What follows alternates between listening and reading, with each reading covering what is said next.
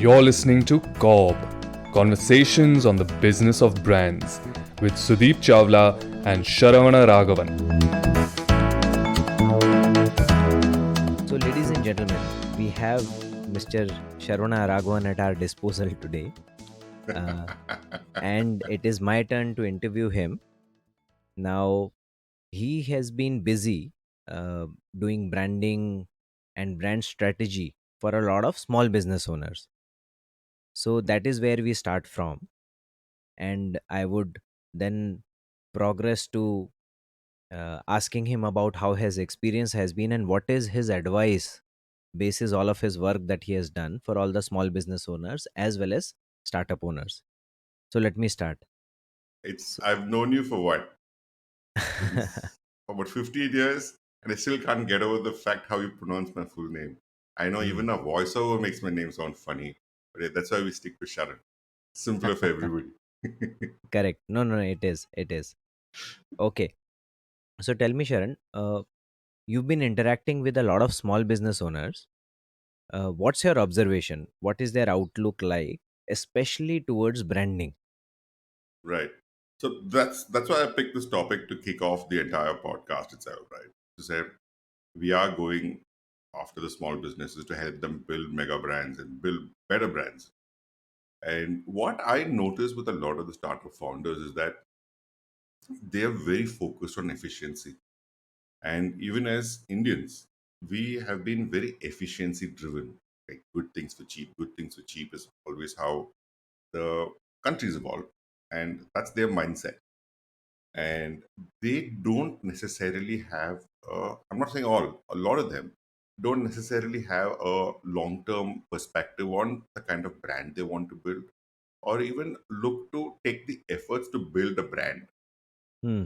So if you look at, say, the big brands that exist in India, right? Most of them, Tatas, Godrej's, and these are brands that have not been built as brands. They made something great or something good for cheap.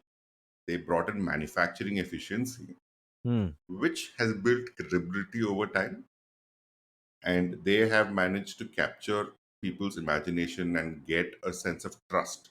And that has become a brand for them today. And that's been built over generations. Hmm. And if we keep waiting for generations to build brands, I think our growth pace is never going to pick up. Hmm. Hmm. Hmm. And a brand is what creates value for a business. So Hmm. I have this theory, and I mean, I'm sure it's proven also that when you run just a business, every transaction you have starts from a zero base. Hmm. And when you build a brand, every transaction happens on an incremental plane and Hmm. therefore accelerates growth. So, especially today, when all startups are under pressure to deliver growth, Hmm. everybody's looking at cutting spends, cutting expenses, laying off staff. But what they can actually do is focus on building a brand that will Hmm. actually accelerate their growth even more. And that is something Hmm. that's not even in a lot of people's peripheral vision. Hmm. Hmm. And Hmm. Hmm. that is what we need them to build. So they look at, say, there's so much focus on this MVP, the minimum viable product, Hmm. but there is no minimum viable brand that's being built. Hmm. And anything the product wants, there's a pivot happening, there are changes happening, teams coming in, teams going out. Hmm. And that is, again, focused on efficiency and productivity, but that does not translate to the brand you want to build. Hmm. And Hmm. after a point, so I put up this post on LinkedIn recently and had a bit of backlash also, where I Hmm. said, by Hmm. the time you realize you need to build a brand, Hmm. it's usually too late. Hmm. Almost it's irrevocable at a point Hmm. because you built a brand in so many different directions, even without even meaning to. Hmm. And when you say, I need to build a brand, my brand has to pull its weight, Hmm. that's when you realize you haven't built a brand Hmm. and you're almost like starting from scratch. Hmm. You were just And being provocative. I always be provocative Yeah. because that's the only way to get a conversation going Yeah. for my style. And Hmm. yeah, the whole point is if you let brand be incidental, Hmm. then maybe your great grandchild will see your business become a Hmm. brand if it survives until then. But 95% of the businesses do not. Hmm. So So to yeah. be fair, most of them don't leave brands to be incidental. They just think of possibly branding as set of activities like logo designing, website, uh, product label, etc., Hmm. etc. Yeah. Right. So to be fair to everybody who is listening to us, they have tried to do whatever they could from a branding perspective. Now, for the benefit of our listeners, Hmm. would you also be able to say what else would you include under the umbrella of branding? It's not about what I would or would not include, right? It's about understanding the difference between branding and brand building. Hmm. So when you say you have branding done, so a lot of people, even before you start a business, you get your logo done, you get your website done, and you get your collateral, you probably even get your t-shirts done. Hmm. And I call it the shiny object syndrome. It's an SOS Hmm. because you want to tell everybody what you're doing. It's a badge you want to wear. Hmm. But what does that mean? What does it stand for? Who is it for? Yes, your employees will wear your t-shirts if you make them fit. But why should consumers wear it? Why should your customers wear it? Hmm. Will your vendors wear it? Hmm. So when you build a brand, it's not just about the collateral you're building. Yes, collateral is important, Hmm. but that is just part of branding. Hmm. Brand building is a far more holistic process. Hmm. It covers the entire business, Hmm. and it's beyond tangibles. Hmm. So if you say, I have this theory where I keep telling people that whether you're selling a product or a service, Hmm. you Hmm. are in the experience business. Hmm. Hmm. Now, Hmm. what is the experience you're delivering to not just your customers? Now, today Hmm. businesses need to be very stakeholder friendly. That's across everybody, your employees, your vendors, your investors, your customers and consumers, as we call them in the FMCG parlance. Hmm. What is the experience you're delivering to all of them? Hmm. And that makes a brand. And without a singular vision or focus, this brand will never get built. It Hmm. can get built in many different ways, and that's even worse than not building a brand. Hmm. And that is the difference between a brand, Hmm. getting a branding done, and Hmm. actually building a real brand for the ages. Hmm. Okay. Okay. Fair. So for a lot of us, the purpose of branding is to differentiate yourself from everybody else who exists in the market. Now, Right? suppose I am a business like Paytm, where I Mhm. have a big market and I was the first mover. Hmm. Do I still need branding? Paytm did have the first mover advantage, Hmm. but where is they today? Hmm. They missed the bus on UPI. Hmm. And does that mean the brand has no significance? No, they did invest in branding. Hmm. They missed the bus on the technology front. Hmm. So it is to say today, not just today, it's risen over the ages where the marketing theory of the first mover advantage being sacrosanct doesn't exist anymore. Hmm. It's not about who can do things first at all. It's Hmm. about who can do things better. Hmm. We all use Google today, and we Hmm. know what Google did to Yahoo. Hmm. And I'm sure you and I are old enough. I'm sure some of our listeners are also old enough to have used Orkut before they got onto Hmm. Facebook. Hmm. Now, whoever remembers Orkut anymore? Hmm. And I mean, you don't necessarily have a first mover advantage anymore. And Hmm. therefore, just a tangible difference in your product does Hmm. not guarantee success. It can give you a short term success, Hmm. but not for the long term. Hmm. So what happens with technology that people say for technology branding is not as important, like it is in Hmm. FMCG where all the products are very similar or almost the same. But look at what's happened. The example that we just spoke about are all Hmm. technology. Hmm. You Hmm. don't need a first mover advantage anymore. And look at what Apple's doing. Apple started doing the first smartphone, Hmm. and they today are saying we don't want to do things first. Hmm. We want to do things better. Hmm. So when the first mover advantage is gone in technology, what does that tell you? It says even in an industry like technology, you cannot just get by with the first mover advantage. It is about the brand you build. It is about how customers are looking up to you, how Hmm. customers are looking to envisage your idea of what the brand stands for and consume the narrative you're building for them. Mm.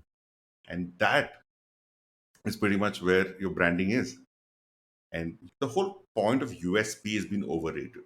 So there is differentiation, there Mm. is distinction. And we get caught up in differentiation all the time. And I continue to work with a lot of FMCG brands even today. So the first thing they ask is, our product is not very differentiated. Mm. But most products aren't. So you Mm. and I know the best products in the market don't really sell the most. So take paints, for example. Your Asian paints by quality, I'm not sure is the best paint in the country, Mm. but they are the number one brand in the country. And nobody is even thinking of taking on Asian paints. Mm. Very few do. People are always vying for the number two position in the paints category. Because Mm. Asian Paints established such a strong brand.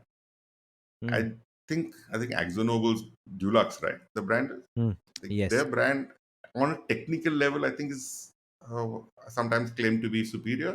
Not Mm. sure what the technicalities are, Mm-hmm. but that doesn't seem to matter at all to anybody Mm-hmm. because your brand can actually get people to overlook the deficiency in your product. If it's not, I mean, you can't deliver a bad product, but people are willing to forego certain deficiencies in a product as long as they can have the brand experience. See, on that front, at least, because I've worked closely with that category, Mm-hmm. and I've gotten to understand the rules of that category, for the benefit of everybody, I can possibly say that uh, these kind of categories have two, three customers. Yeah. Which is different from how FMCG brands operate. Mm-hmm. There is the consumer who is finally getting the house painted, and then there is the contractor and the dealer who are the intermediaries who Right. help the consumer consume the paint, because the consumer doesn't paint the house themselves. Right. Now what Asian Paints has done is obviously have a MVP for the consumer. Right. So the product might not I don't know the technicalities, but might not be the best out there.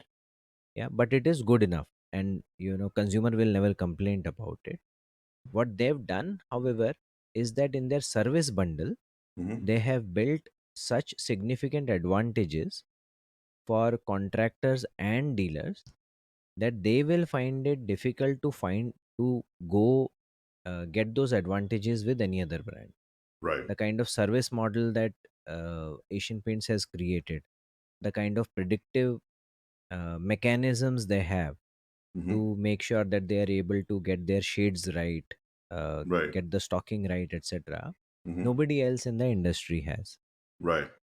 And therefore, the service offering itself is differentiated for the dealers and the contractors. Absolutely. Yeah. And for consumers, what you're saying is that they Mm-hmm. have invested into branding Mm. to make sure that they always remain ahead. Right. Yeah. And that will always remain true, especially in commodity markets. Right. Yeah. So just to take you up on that point now. Asian Paints got this network of influencers, if I can call them that, Mm. critical influencers who are the implementers, the customers, as you put it.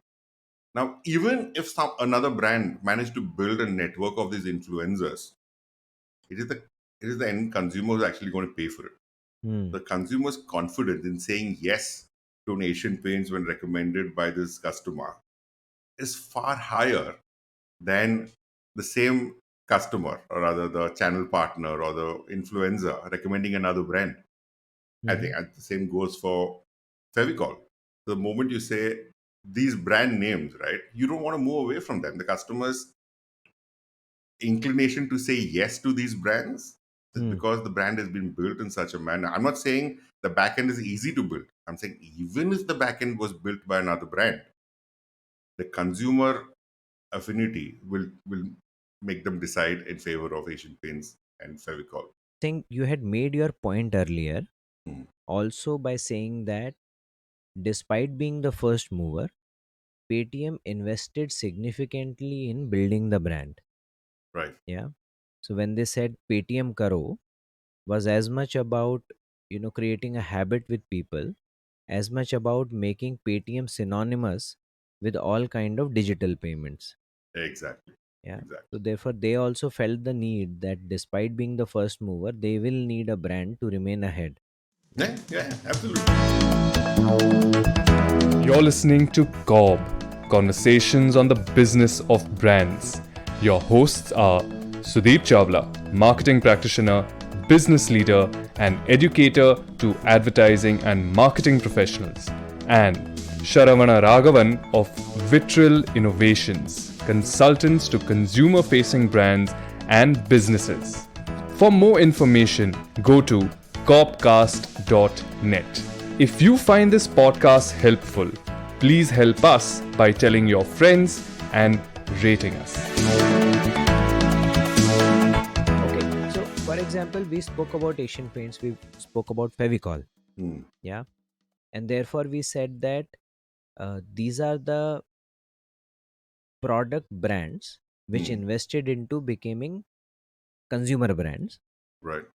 and which gives them sustainable growth advantage. Right. Yeah. Could you just deconstruct how could brand building Hmm.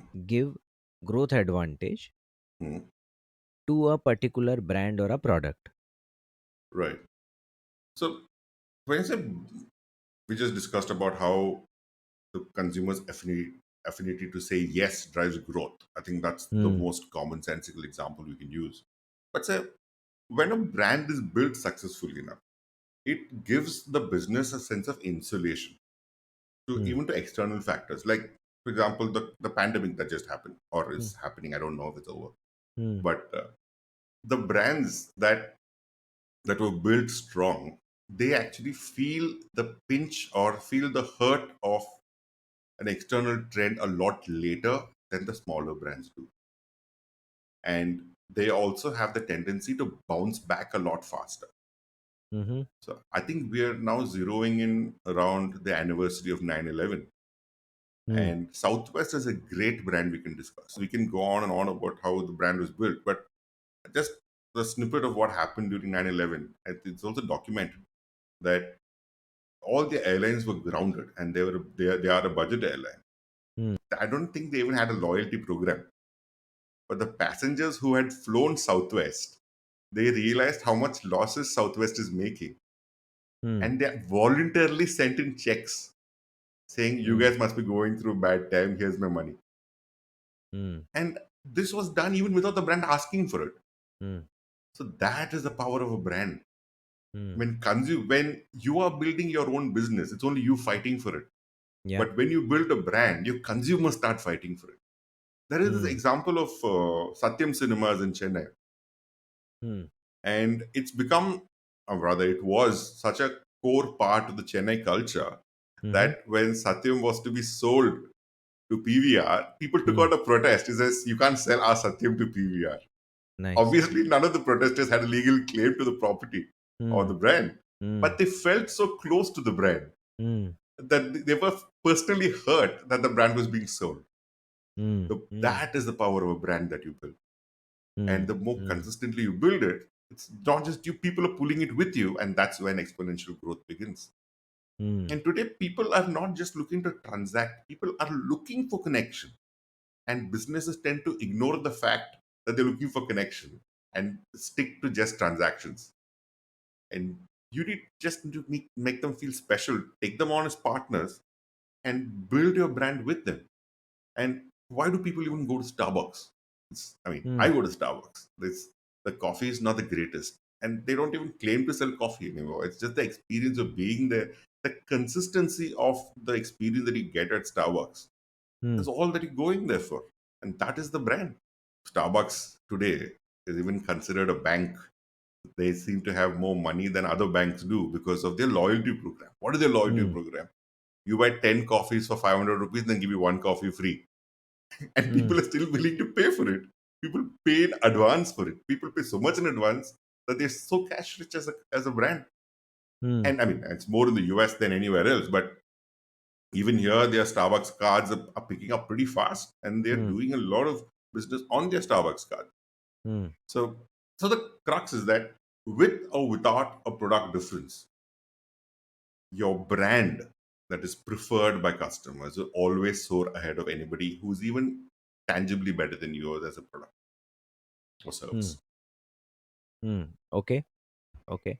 And even with a non-differentiated product, the second point that I'm building Mhm. is that even with a non-differentiated product, you can find ways of emotionally engaging your consumers so that they remain invested in the brand. Right. Exactly. Yeah. Okay. Okay. Fair. So, just to build conviction amongst our listeners that you are somebody who runs a branding and brand strategy company. Mhm. I am a marketer by profession. Mhm. So people will see us as biased parties here. Let's, do you have any studies, any independent research that talks about this one? So this is a question that I get asked often, saying Hmm. you will say branding is important because you're a brand consultant. Now, it's actually the reverse that's true. I'm a brand consultant because I believe branding is important. That's Mm-hmm. therefore I see the opportunity there. Hmm. But see, I'm sure there's a lot of research that's been done, but the clearest one that I've read is in this book called The Long and Short of It by, I think it's called Phil and Binet or Binet. I'm not sure how to pronounce the name. I'll put it in the notes. Mm-hmm. But they make the argument that short term activity gives you only short term results. And the long holding principle is that brand building is for the long term only. So what their theory says is that brand building gives you short term results also Hmm. and gives you long term benefits. Hmm. Just that in the short term, the results by the activations or short term activities that we run are Hmm. far more measurable and identifiable and significant compared to the short term results of brand building. Hmm. A brand building's short term benefits are not absent, but they can seem marginal in the larger scope of things right now. Hmm. Hmm. Hmm. But over time, they become so exponential that they help your activations give you better returns. Hmm. And they also go into a point where they say very clearly the long term is not a collection of short terms. Hmm. So we have a lot of tendencies to say, my short terms will build me up to the long term. They say that's not true. The Yeah. moment you break that up into short terms, your brand building goes back to a zero base if you don't have a Hmm. holistic long term thinking. So Hmm. your long term is always better than a collection of short terms. Hmm. And but what they say is that it's not an either or approach. People Hmm. don't have to choose between activation, short term benefits versus long term benefits. Hmm. They Hmm. say people who say do this or that are pretty much idiots. A business has to survive today to thrive tomorrow. So Yeah. survival is important.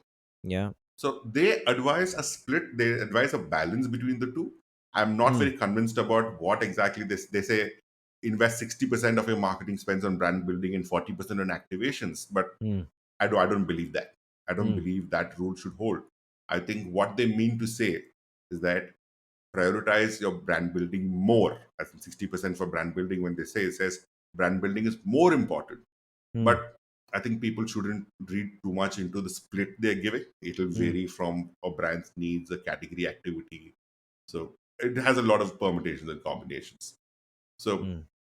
it should be used to say, how am I splitting my money between my short term and my long term benefits? Hmm. And what is important to me? It's a marketer's call. Yeah. But you need to prioritize both at the same time. And that's what I take away from there. And Hmm. that this is proven by research. It's the book, I repeat, it's the long and short of it. Is the book that they've written. I'll put that in the notes. Take a look at it. And if you can buy it, and I think it's definitely worth your time as a marketer. Okay. So you've given fair bit of examples and research, Sharan.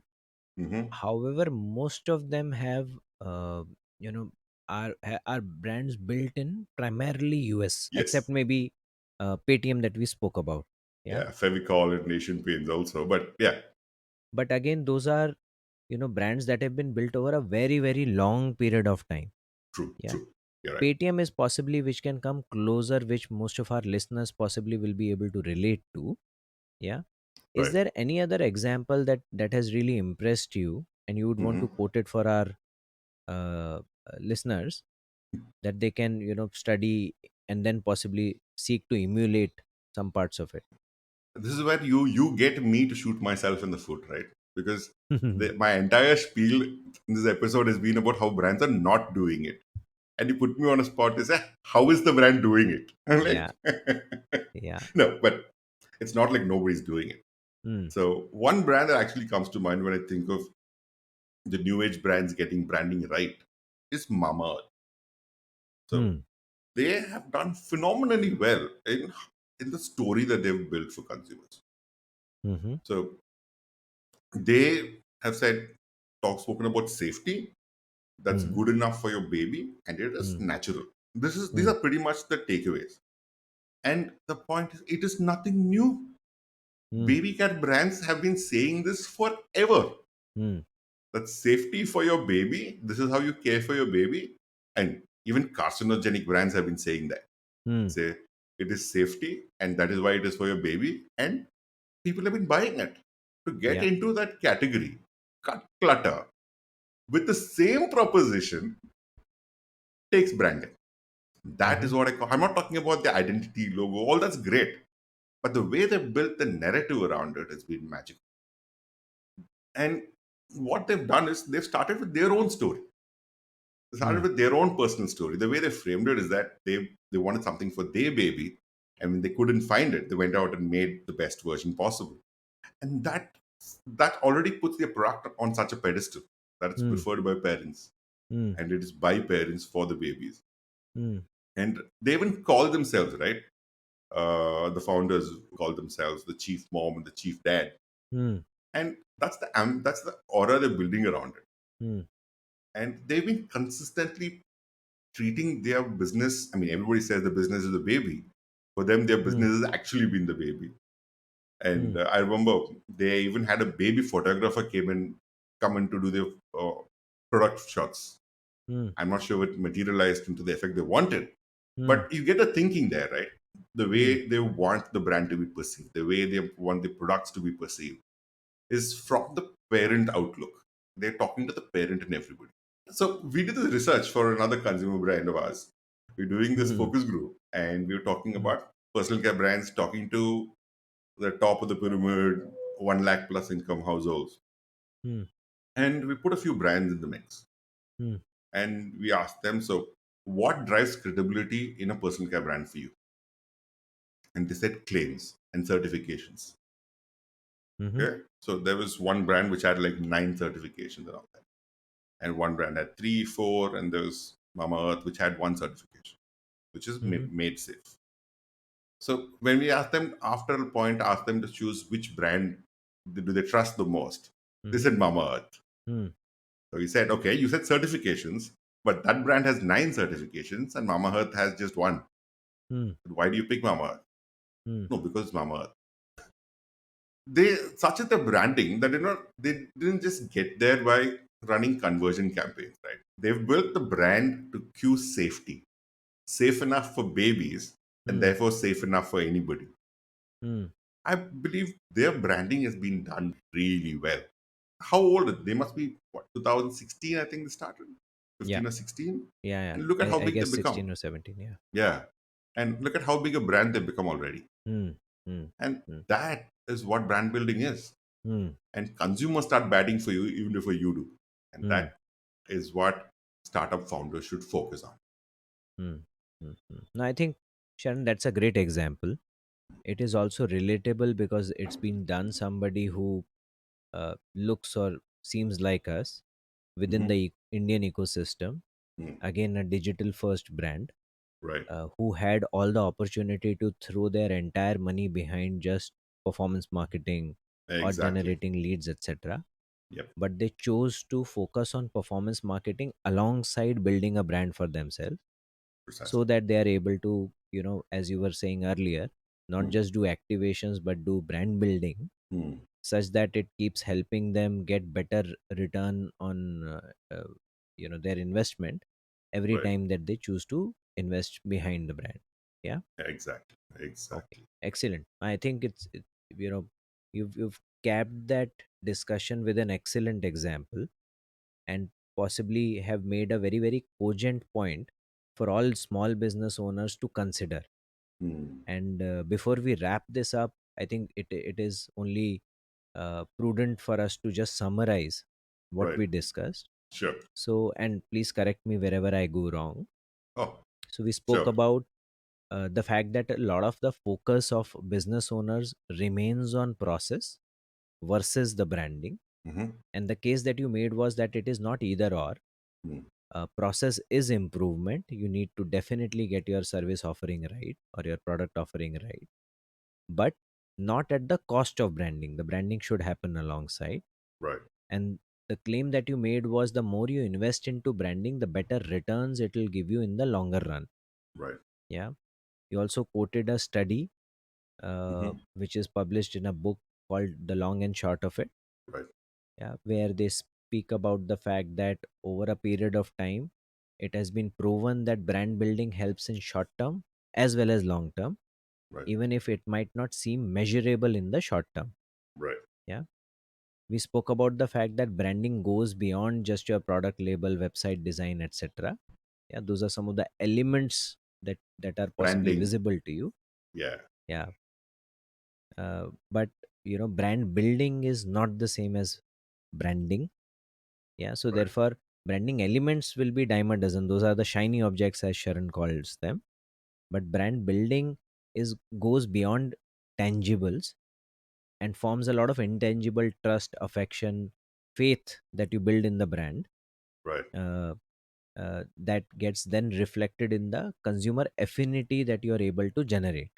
Right. Yeah, Right. and this consumer affinity keeps giving you repeatable, sustainable growth over a period of time. Yeah. Right. And Right. finally we spoke about the fact that there are a number of Indian as well as American examples of Mm-hmm. brands that have been able to transcend their product boundaries and create such trust in consumers' hearts, such that the consumers have uh, you know risen above other similar looking products with possibly better certifications or more shinier packaging, etc., to Right. shower their love, affection, as well as money on these brands, which have been able to create, uh, real consumer brands over a period of time. Right. Right. Yeah. Exactly. So the whole point is, if you build a business, you'll fight for it. If you build a brand, the consumers will fight along with you for it. Simple Hmm. as that. Excellent. So I think for all of you out there, build a business, build a brand, and that should hold you, in good stead in the long run. Absolutely. Thank you for listening to CoBB, Conversations on the Business of Brands with Sudeep Chawla and Sharavana Raghavan. Subscribe and learn more at cobcast.net. That's COBBCAST.net.